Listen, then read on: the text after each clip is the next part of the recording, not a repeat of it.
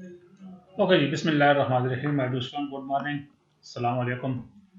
So, Bakhair. So, gentlemen, this is your 15 lecture, audio recording of 15 lectures, and the topic is classification of circuit breakers. Gentlemen, in the previous lectures, we have covered the theoretical part of the circuit breakers, the mechanism to be adopted for R extension, and generally the internal structure of that is the circuit breaker contact of consists of two contact, that is moving contact and effects contact, and whenever fault occur, the moving contacts move away from the effects contact and an arc is produced. So we did also some numerical work on that and all the theory involved, two theories about the string, how what will be the idea or what will be the method how we extinguish the arc. Now in today's lecture, we have to go into the constructions of the circuit breaker, and we are using those theoretical things to be used practically. I told you at that time that all these theoretical things are basically used practically in the circuit breaker design and constructions. Now, gentlemen, classification of circuit breakers. There are several ways of classifying the circuit breakers. However, the most general way of classifying is on the basis of the medium used for R extension. You can even classify like this: 11 kV circuit breaker, 33 kV circuit breaker, and any other basis you can classify. But this is the most common way to classify, that is on the basis of the medium which is used for R extension. Now, the medium used for R extension is usually oil, air, sulfur hexafluoride, which is normally abbreviated as SF6, or Bikene. Accordingly, circuit breakers may be classified into number one, oil circuit breakers, which implies some insulating oil, that is transformer oil for R extension. The second is, of course, air blast circuit breaker, in which a high pressure air is used to extinguish for extinguishing the arc. The third category in this is, of course, sulfur hexafluoride SF6 circuit breaker, in which sulfur hexafluoride SF6 gas is used for R extension. And number fourth is, of course, vacuum circuit breakers, in which vacuum medium is used for R extension. Because for the arc we need some material in which the arc has been established, that is ions are free, or you may say, because we have already defined theoretically that arc is nothing but it is a continuation of current, and the current is continue only when there are free ions or there are some free electrons. So this, of course, insulating medium is basically used for extinguishing the arc. So the first one is, of course, oil circuit breaker, which is the primitive type of circuit breakers that we have still on system oil circuit breakers. Oil circuit and such circuit breakers, some insulating oil, that is transformer oil, is used for an arc quenching as arc quenching medium. The contacts are open under oil and an arc is struck between them. We have already developed these theories, gentlemen. The heat of the arc evaporates the surrounding oil and dissociates it into substantial volume of gases, hydrogen at high pressure. This point has already been explained in case of Buckel's delay, that whenever transformer oil is disintegrated on account of heat, about 80% hydrogen gas is produced. The two common uh, elements are carbon and hydrogen. So this hydrogen gas is produced and it produces a high pressure, of course. This you will come when you will see in the figure when we go to the actual oil circuit breaker. This is only, of course, the introduction of that. The hydrogen gas occupies a volume about 1000 times that of the oil decomposed. You see how much pressure is produced, how much large volume of gas is produced. That's it. So the oil is therefore pushed away from the arc, and an expanding hydrogen bubble surrounds the arc region and adjacent portion of the contact. I'll show you the figure now in few steps, but I'll show you now the figure. You will see that particular figure. Uh, figure. You see this figure, gentlemen. This is of course that particular contact, moving contact and fish contact, and this is the separation produced on account of the operation of the circuit breakers. And this is of course this area, this circle area, that is being occupied by hydrogen gas by pushing the oil toward, because a lot of pressure is produced and pushing the oil.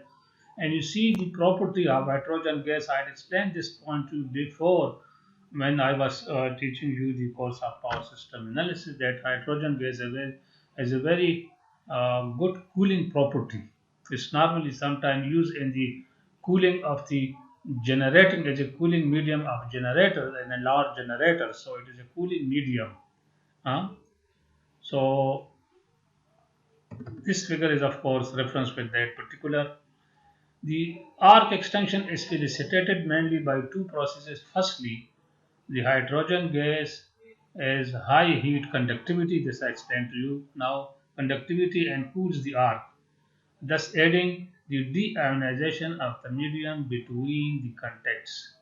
Because for ionization we required some heating effect. So for deionization we required some cooling effect. So whenever cooling occurs, deionization automatically occurs. Secondly, the gas sets up a turbulence. Turbulence means high pressure. Due to this high pressure, Urdu में इसको पता नहीं क्या तलातम बोलते हैं, इस तरह कोई लफ्ज़ इस्तेमाल होता है इन Urdu. I don't know the exact word for this, but turbulence means whenever high pressure things are, so it just produces turbulence या तूफान या इस तरह से भी इसका कोई मेनक है या just see your dictionary please. Turbulence, and the oil enforces it into the space between the contact, thus eliminating the arcing product from the arc path. You see, very important point. You just note this point, that this turbulence, this high pressure gas, hydrogen gas, actually removes all the arcing product from that arc path. And you know what is arcing product? You know the ionized gases, ions are free electron. The result is that arc is extinguished and circuit current interrupted. Right. So this is basically the basic process of the oil circuit breaker which is involved uh, in this type of thing. Now advantages: it absorbs the arc energy to decomposes the oil into gases which have excellent cooling properties. It acts as insulating and permits smaller clearance between live conductor and earthing component. The surrounding oil present cooling surface is in close proximity to the arc. ठीक है. Disadvantage, of course some disadvantages also attached with everything which has certain advantages. So there are some few disadvantages. It is inflammable gas, that is inflammable, and there is risk of fire. So hydrogen, you know, is an inflammable gas. It may form an explosive mixture with air sometime. That's not normal. The arcing product, as I told you, carbon and hydrogen are the arcing product. The hydrogen gas is produced, and high pressure hydrogen gas is produced, which is basically used in extinguish the arc. But along with that, carbon is also produced. The arcing product, that is carbon, uh, remains in the oil, and its quality deteriorates with successive operation. This necessitates periodic check and replacement of oil. Now, gentlemen, I worked in the field, and whenever certain uh, quantity or certain number of interruption occur, Then of course the circuit breaker oil is taken out. Either it is to be cleaned by some method, artificial method or some method to clean that oil, or if it is not possible, then it should be replaced by the fresh oil. So in this particular case, some maintenance works is increased, but that is not another type of circuit breaker. Only in the oil circuit breaker, this carbon product is produced and it is mixed with the oil, which deteriorates the quality of the oil. Okay. So, gentlemen, we come into the actual circuit breaker design or structures. So, bulk number types of circuit breakers, that is bulk oil circuit breaker, which use a lot quantity of oil. The oil has to serve two purposes. Firstly, it extinguishes the arc during opening of contact, as was explained in theoretical part of that. Secondly, it insulates the current conducting part from one another, because this transformer oil is basically insulated oil. Such circuit breakers may be classified into, these are the two types: plain break oil circuit breaker and arc control oil circuit breaker. Plain break oil circuit breaker and arc control oil circuit breakers. So first we take this plain black oil circuit breakers. The plain black oil circuit breaker involves the simple process of separating the contact under the hole of oil in the tank. We have a lot of oils, and the contact, that is the moving and the fixed contacts, are placed, and there's bulk of oil. You see, this is of course, these are fixed contact. Both of these are fixed contact. This is incoming fixed contact, let's say, and this is ground. This will be in and this will be going out. So the circuit is completed like this. It come here and it is completed like this and go out. So this is complete circuit.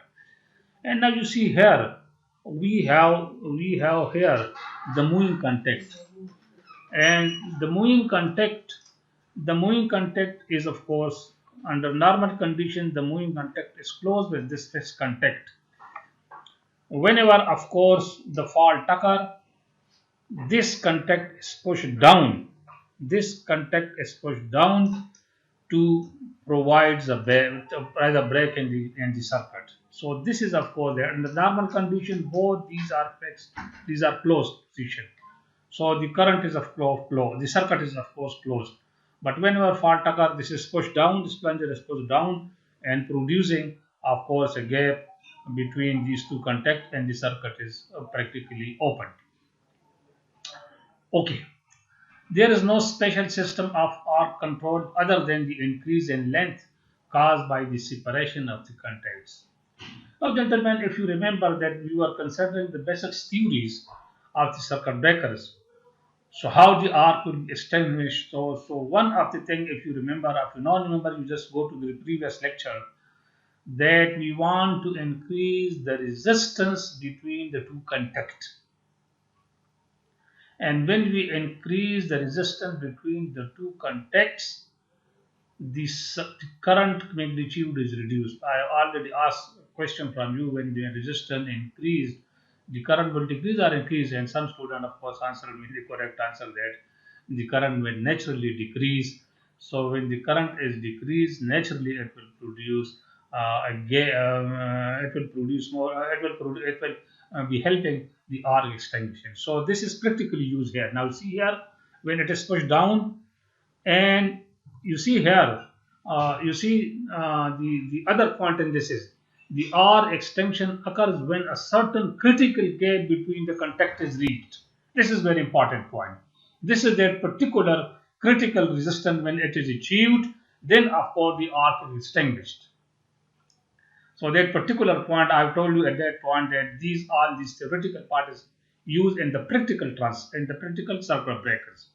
So this is going down whenever this gap is small, because there is a mechanical movement involved, and the mechanical movement always needs some time.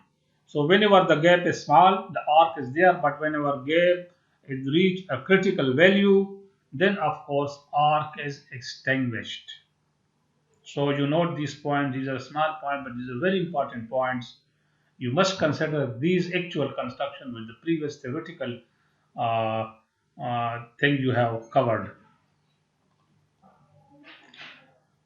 Okay, now see it is simple, that is under normal operating conditions, the fixed and moving contacts remain closed and the circuit breakers carries the normal circuit current naturally.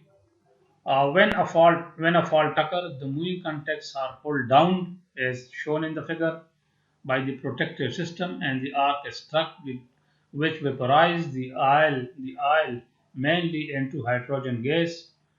The arc extinguish is facilitated by the following processes. The hydrogen gas bubble is generated around the arc, cools the arc column, and adds the deionization of the medium between the contacts. The gas sets up turbulence in the oil and helps in eliminating the arcing product from the arc path, which is shown in the previous figure I just shown you. As the arc lengthens due to the separating contact, the dielectric strength of the medium is increased. Now, gentlemen, these are the old type of circuit breaker. There are still in some area these are used. There are a few disadvantages which are attached to this, unfortunately, but we have some advantages that are every good thing even. There is no special control over the arc other than the increase in length, because we want or we need that even when the separation is small between the moving and the fixed contact, where we want or we need that arc should be extinguished by any means. But in this certain critical length is required for extinguishing the arc. And when you acquire that particular, it needs some time. So we don't want to lose that time, or we don't even tolerate that particular increase in time. So there is no special control over the arc other than increase in length by separating the moving contact. Therefore, for successful interruption, long arc length is necessary. Arc length is necessary, right? Okay. These breakers have long and inconsistent arcing times. Naturally, sometimes the fault current is low and sometimes the fault current is high. So consistency is not there. These breakers do not permit high speed interruption because some time is spent in the mechanical movement between the fixed and the moving contact. So sometimes the interruption time is large. Due to these disadvantages, plain break oil circuit breakers are used only for low voltage application where high braking capacity are not required, not important. It is usually practiced to use such breakers for low capacity installation for voltages not exceeding 11 kV. I will explain this point to you. Okay. Now, gentlemen, the next, of course, improvement in this oil circuit breaker is, of course, arc control oil circuit breakers. Now, in the previous plain break oil circuit breaker, we have discovered this point that there is no artificial control over arc other than the increase in length and, of course, the cooling effect of the hydrogens. Therefore, they have comparatively long arcing period. You just have to read this with reference to the previous. It's the plain break. However, it's necessary and desirable. The final arc extinction should occur while the gap is still short. This was the point I planned to do, because we want, even when the gap is small or short, then of course we want the extinguish of arc. For this purpose, some arc control is incorporated. and the breakers are then called arc control circuit breakers. Gentlemen, there are two types. One is called self-blast oil circuit breakers, in which arc control is provided by internal means.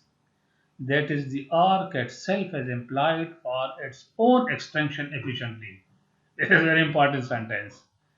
The arc itself is employed for its own extension. वही वही शोला अपने बुझाने के लिए काम आएगा. ठीक है. And the second one is a force blast oil circuit breakers, in which arc control is provided by mechanical means external to the circuit breaker. Okay.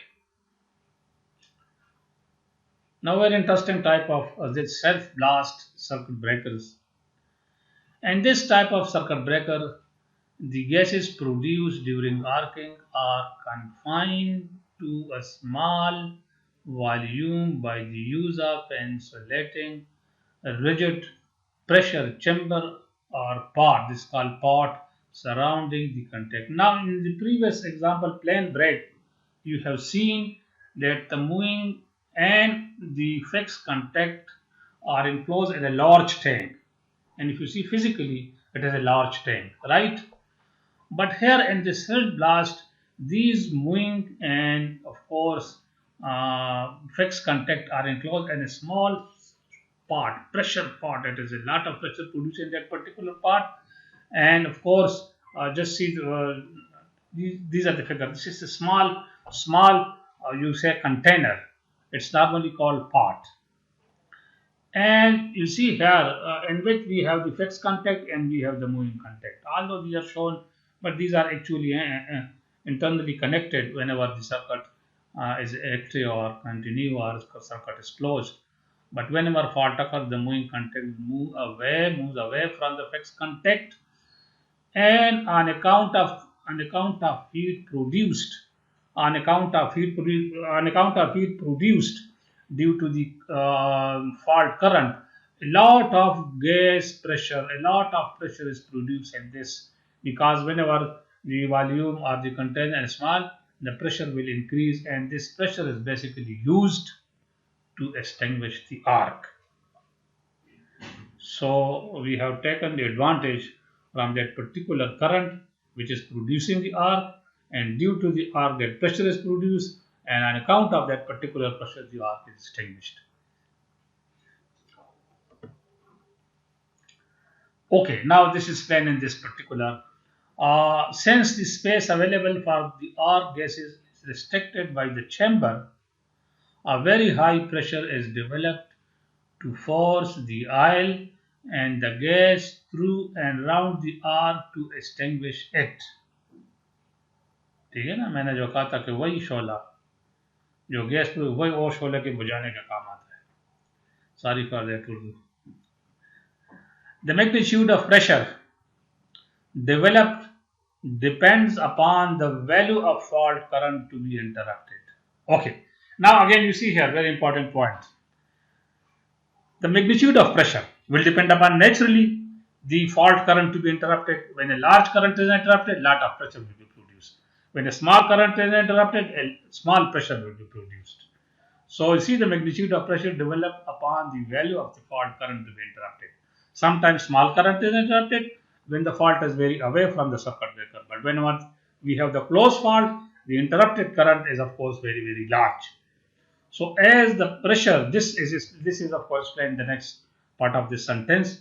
As the pressure is generated by the arc itself, therefore such breakers are sometimes called self-generated pressure oil circuit breaker, self-blast oil circuit breaker, or self-generated oil pressure oil circuit breaker, because this pressure is basically used in the breaker itself, not from any external means, as in the next case it will be.